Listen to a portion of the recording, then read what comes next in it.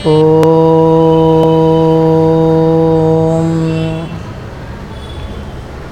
గురుబ్రహ్మా గురుర్విష్ణుః గురుర్దేవో మహేశ్వరః గురుః సాక్షాత్ పరం బ్రహ్మ తస్మై శ్రీ గురవే నమః.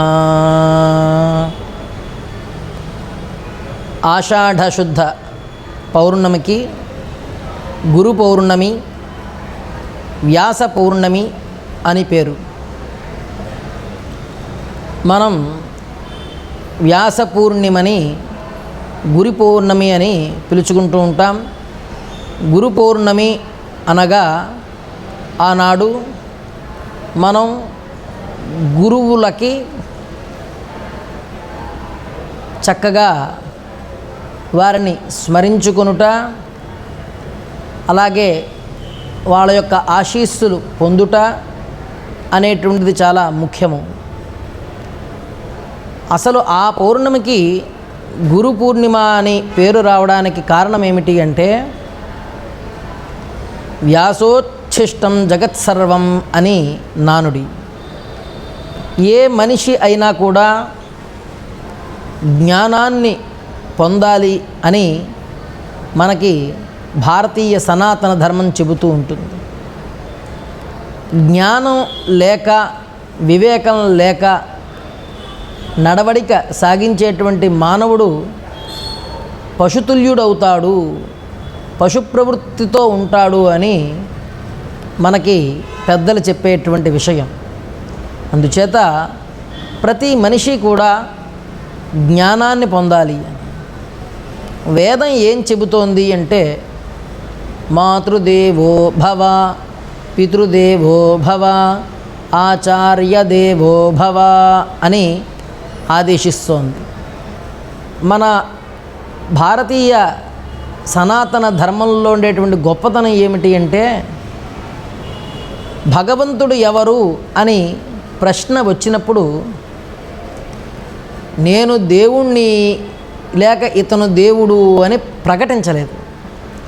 దేవుడు ఎవరో నీవే తెలుసుకో అని చెప్పి నీలోనే నిగూఢంగా ఉన్నటువంటి భగవత్ తత్వాన్ని తెలుసుకోవడానికి వేదాల ద్వారా జ్ఞానాన్ని పొందమని, ఆ జ్ఞానం గురువుల ద్వారా పొందాలి అని మనకు ఆదేశిస్తోంది. అలా ఆదేశిస్తూ నీవు దేవుడుగా భావించాలి అంటే మొట్టమొదట మాతృదేవో భవ అని చెప్పింది.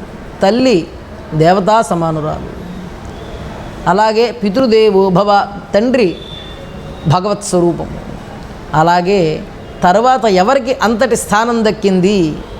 ప్రతి మనిషికి కూడా తల్లిదండ్రులు దైవ సమానులే. అయినప్పటికీ తదుపరి అంత దేవతా సమానత్వం, ఆ పూజ్యత్వం ఎవరికి లభించింది అంటే వేదం చెప్పినది ఆచార్య దేవో భవ అని. అనగా ఆచార్యుడు సాక్షాత్తు దేవతా స్వరూపము. అందుకనే చదువుకునేటప్పుడు మొట్టమొదటిగా చెప్పేటువంటి శ్లోకం గురుర్ బ్రహ్మ గురుర్ విష్ణు గురుర్దేవో మహేశ్వర గురు సాక్షాత్ పరం బ్రహ్మ తస్మై శ్రీ గురవే నమః అని. మనకి సృష్టికర్త బ్రహ్మ, పరిపాలకుడు విష్ణువు, అలాగే లయకారకుడు శివుడు. ఈ ముగ్గురు ప్రధానులు, త్రిమూర్తులు. అయితే ఈ త్రిమూర్తుల స్వరూపం కూడా గురువే. సాక్షాత్తు గురువు అంటే పరబ్రహ్మ స్వరూపము అని చెప్పారు. ఎందుచేత అంటే గురు ఏక్ దీప్ హే దివ్యధామ దేఖాయే అని చెప్పి ఉత్తర భారతదేశీయులు చెప్తారు. అంటే గురువు జ్ఞానాన్ని కలిగించేటువంటి వాడు, అలాగే అజ్ఞానాన్ని తొలగించేటువంటి వాడు. ఒక ఆయన చెప్తారు, గురువు గొప్పవాడా గోవిందుడు గొప్పవాడా అంటే గురువే గొప్పవాడు అన్నట్ట. అని ప్రశ్నించారు. అంటే గోవిందుడెవరో నాకు తెలియజేసింది గురువు కదా.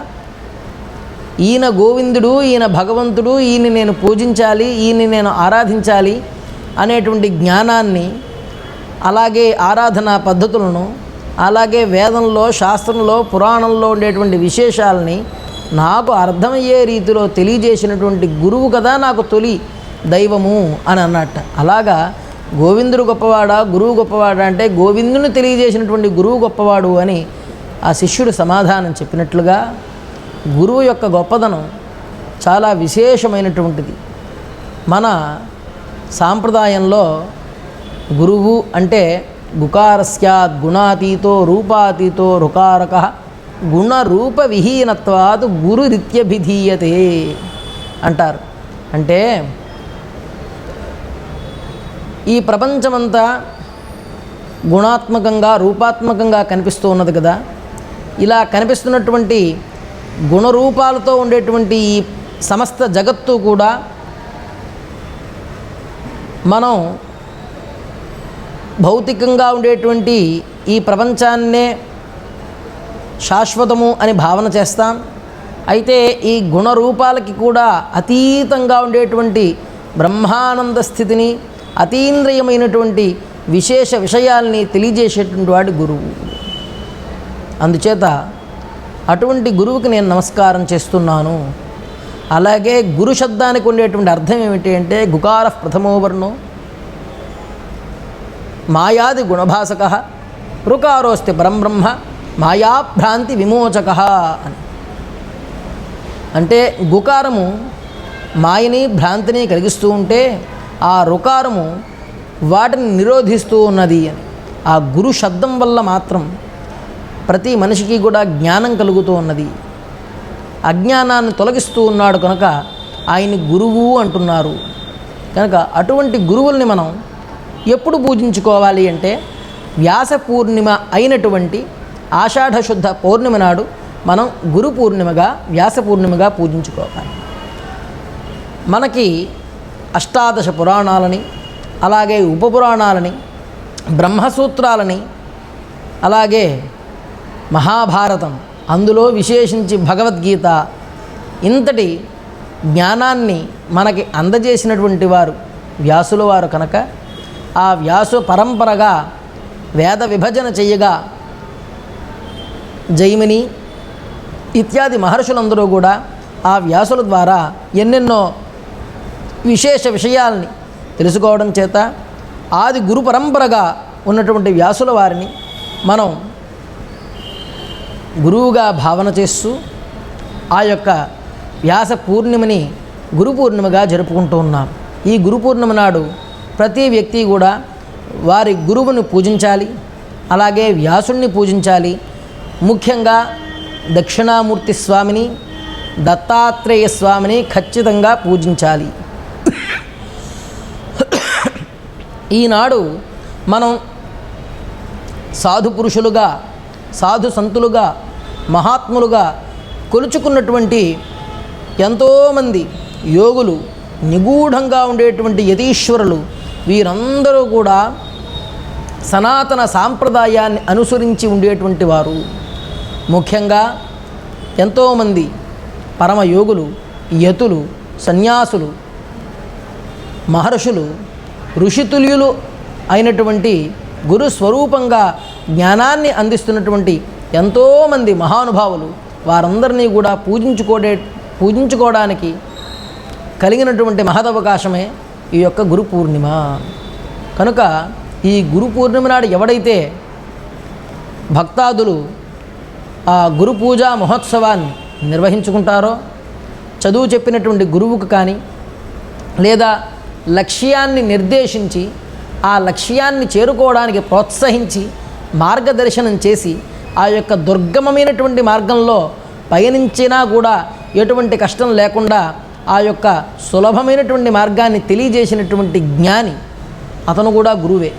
మార్గదర్శి కూడా గురువే. కనుక అటువంటి మార్గదర్శిని కూడా గురువుగా భావిస్తూ ఆనాడు వాళ్ళందరికీ కూడా మనం పూజించుకునేటువంటి మహదవకాశం, సదవకాశం, చక్కనైనటువంటి రోజు గురు పూర్ణిమ. కనుక అటువంటి గురు పూర్ణిమని ఎవరో కూడా అలక్ష్యం చేయకుండా చక్కగా గురువుల్ని మీకు తెలిసిన రీతిలో శక్తి వంచన లేకుండా మీ శక్తిని అనుసరించి వారికి పళ్ళు ఇవ్వడం కానీ, లేదా వాళ్ళకి ఇష్టమైనటువంటి కానుకలు ఇవ్వడం కానీ చేసి వారి యొక్క ఆశీర్వచనాలు తీసుకోవాలి. అలాగే సాధు సంతుల్ని దర్శనం చేసుకోవాలి, వ్యాసుల వారిని దర్శనం చేసుకోవాలి.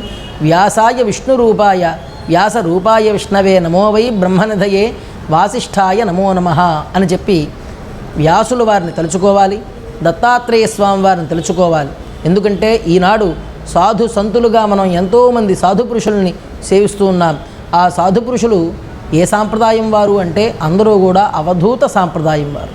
కనుక అవధూత జగద్గురు అయినటువంటి దత్తాత్రేయ స్వామి వారిని, అలాగే ముఖ్యంగా శృతి స్మృతి పురాణానాం ఆలయం కరుణాలయం నమామ్య భగవత్పాద శంకరం లోకశంకరం అని ఆది శంకరాచార్యుల వారిని కూడా తలుచుకోవలసినటువంటి రోజు గురు పూర్ణిమ. కనుక ముఖ్యంగా అందరూ కూడా దక్షిణామూర్తిని, దత్తాత్రేయ స్వామివారిని, ఆది శంకరాచార్యుల వారిని, అలాగే వైష్ణవ మధ్వ సాంప్రదాయాలని అనుసరించేవారు వారి వారి యొక్క గురువులని సేవించుకోవాలి, ఆ గురువుల యొక్క ఆరాధనని చేసుకోవాలి. ఎందుకంటే మనకి జ్ఞానాన్ని కలిగించడం కోసం వాళ్ళు వాళ్ళ జీవితాలని అంకితం చేసి, వాళ్ళ జీవితంలో ఎన్నెన్నో కష్టాలని అనుభవించి వారు మనకి జ్ఞానాన్ని ఇవ్వడం కోసం రామకృష్ణ పరమహంస కానీ, రమణ మహర్షులు కానీ, ఇంకా ఎంతోమంది యోగులు వారి యొక్క నామస్మరణం చేస్తే కూడా మహాపుణ్యం. కనుక అటువంటి మహర్షులు, అటువంటి దివ్య స్వరూపులైనటువంటి గొప్పవారి యొక్క చరిత్రని ఆ రోజు మననం చేసుకోవడం, వారి యొక్క మార్గదర్శనంలో ముందుకు సాగే విధంగా, జ్ఞానాన్ని సముపార్జించే విధంగా జీవించాలి, ఉన్నత శిఖరాల్ని అధిరోహించాలి, ఉన్నత సంకల్పాలతో ఉన్నత లక్ష్యాలతో ముందుకు సాగాలి అనేటువంటి గొప్ప నిష్ఠతో గొప్ప స్వయం కృషిని అలవరుచుకోవడానికి ఆ యొక్క గురువుల యొక్క అనుగ్రహం చాలా అవసరం. కనుక వ్యాస పూర్ణిమ నాడు దత్తాత్రేయ స్వామి వారిని, దక్షిణామూర్తిని, ఆది శంకరాచార్యుల వారిని, అలాగే వ్యాసుల వారిని కనుక తలుచుకున్నట్లయితే వారికి 3 ముఖ్యమైనటువంటి కోరికలు, అభీష్టాలు సిద్ధిస్తాయి. ఏమిటి అంటే విద్యార్థులకి విద్య, అలాగే జ్ఞానము, జ్ఞానం ద్వారా మోక్ష సిద్ధి, అభీష్ట సిద్ధి కలుగుతాయి. మనకి శంకరాచార్యులు వారు తెలియజేశారు, జ్ఞానాదేవత కైవల్యం అని. ప్రతి వ్యక్తి ఏం పొందాలి అంటే ధర్మార్థ కామ మోక్షాలని పొందాలి. పురుషేణ అర్థ్యతే పురుషార్థాః అంటారు. ధర్మము, అర్థము, కామము, మోక్షము, ఈ చతుర్విధ పురుషార్థాలని పొందాలి అంటే ఆ యొక్క జీవికి లక్ష్యం కావాలి. ఆ లక్ష్యంలో అన్నిటినీ పొందాలి అన్నప్పుడు, అంటే మోక్షంతో సహా అన్ని పురుషార్థాలని పొందాలి అంటే జ్ఞానాదేవత కైవల్యం అన్నారు. కనుక జ్ఞానం కావాలి. అటువంటి జ్ఞానాన్ని ఈశ్వరుడు ఇవ్వాలి. ఆ ఈశ్వరుడు ఇచ్చినటువంటి జ్ఞానం పొందాలి అంటే మనం పురాణాల్లో ఉన్నటువంటి విషయాలను తెలుసుకోవాలి. అటువంటి పురాణంలో ఉండేటువంటి అనేక ధర్మ మర్మ విషయాలని వ్యాసులు వారు తెలియజేశారు.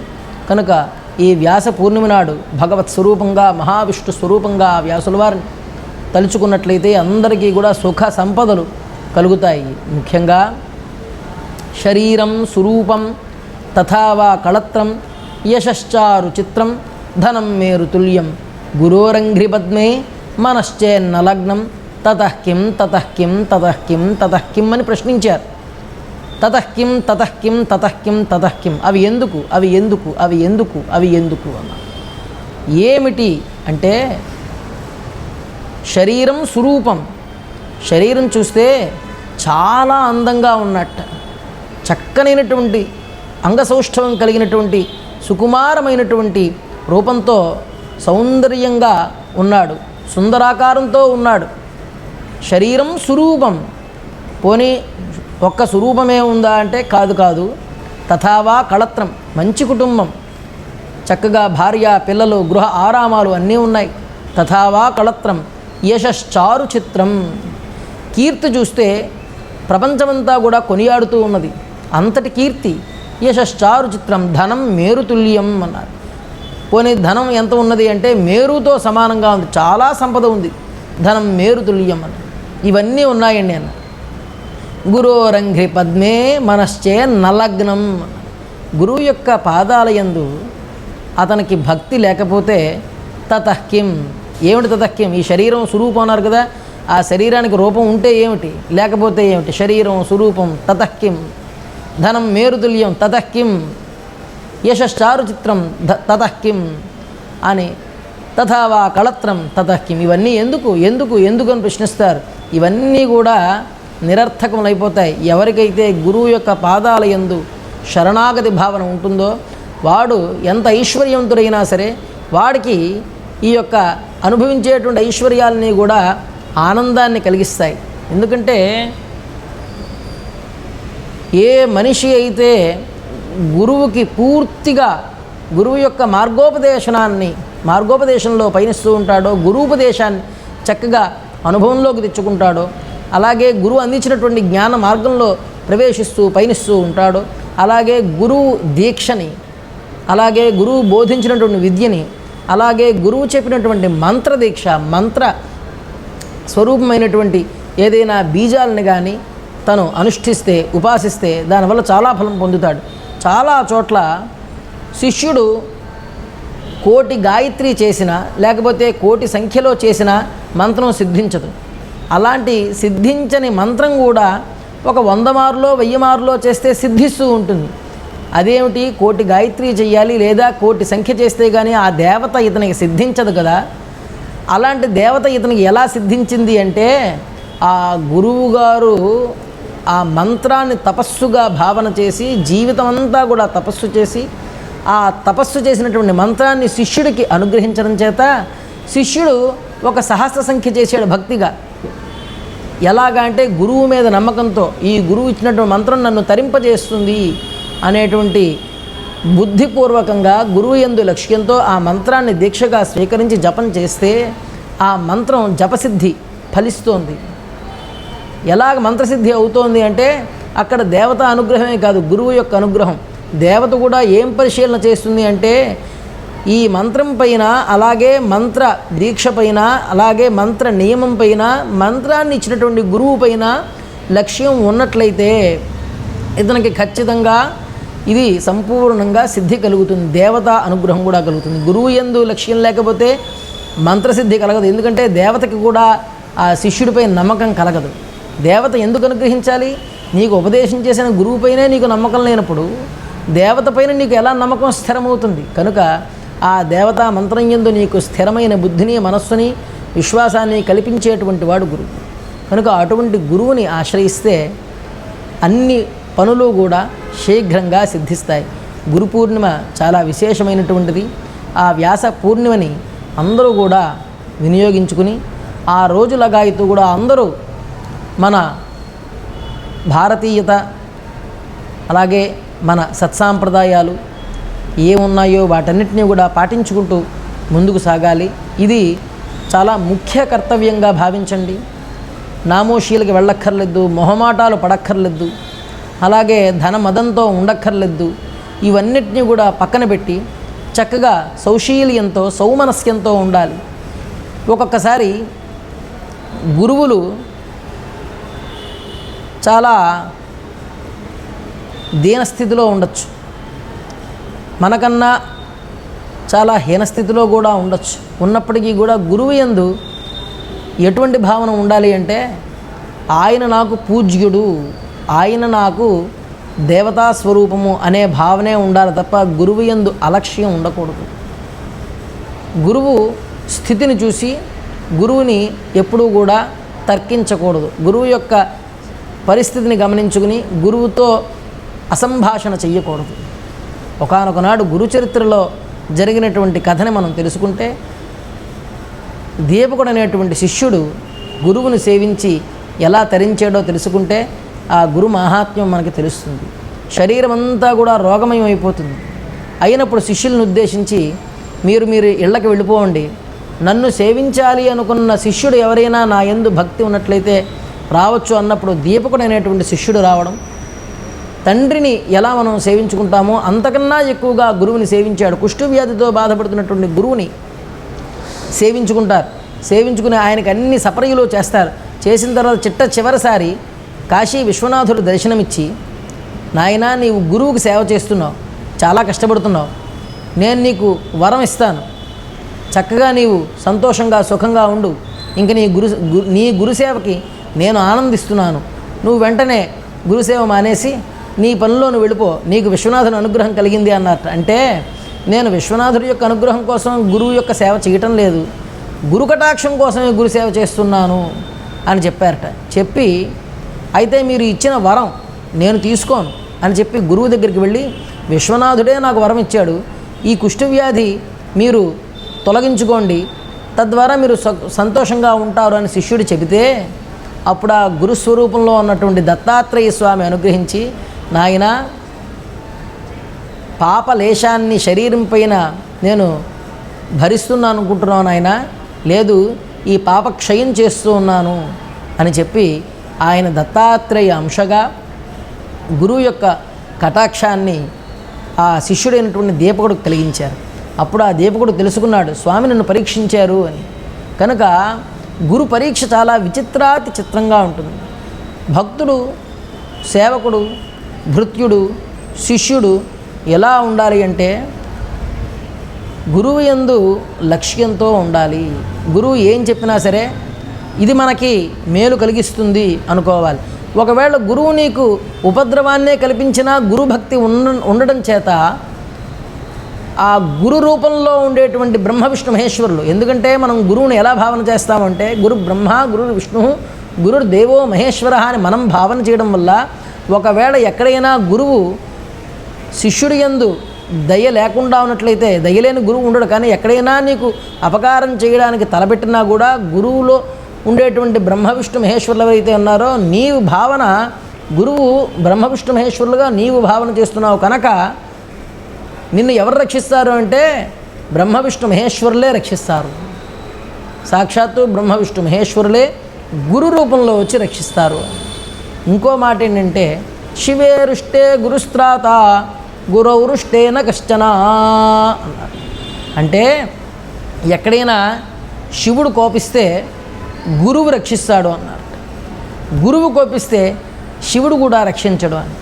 ఎందుచేత అంటే నీకు శివుడు ఎవరో తెలియజేసిందే గురువు కనుక నీవు గురువునే విడిచిపెట్టి శివుడి దగ్గరికి వెళితే, అంటే గురువుని కనుక నీవు దోష నిరూపణం చేస్తే, అంటే గురువు మంచివాడు కాదండి అని, నువ్వు ఏదైనా విద్య నేర్చుకో గురువు దగ్గర, వాడు గురువుకే అవుతాడు. అంటే మనం చూడండి చిన్న చిన్న విద్యలే కావచ్చు, అది కూడా గురు శిష్య సంబంధమే. మనం డబ్బులు ఇచ్చి నేర్చుకుంటున్నా సరే అది గురు శిష్య సంబంధమే.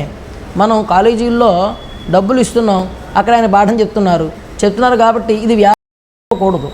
ఎందుచేత అతను బోధిస్తున్నది విద్య, మనం గ్రహిస్తున్నది విద్య. విద్యని మనం ధనంతో కొంటున్నామో అని మనం ఎప్పుడైతే అనుకుంటామో అప్పుడు ఆ విద్య మనకి ఎక్కదు. అక్కడ బోధిస్తున్నవాడు గురువు, సరస్వతి స్వరూపం అనే భావనతో ఉంటే మనకి సంపూర్ణంగా విద్యాదేవత అనుగ్రహంతో విద్య లభిస్తుంది. కనుక ధనమాధ్యమంగా మనం చదువుకుంటున్నాం, బోధించేటువంటి వాడు ఉపాధ్యాయుడు, అక్కడ వాడు డబ్బుకు పనిచేస్తున్నాడు కనుక డబ్బు ఇస్తే పాఠం చెప్పేవాడు అనేటువంటి ఆ చిన్న చూపు ఉంది కదా, అది మనని చిన్నవాళ్ళని చేస్తుంది తప్ప పెద్దవాళ్ళని చేయదు.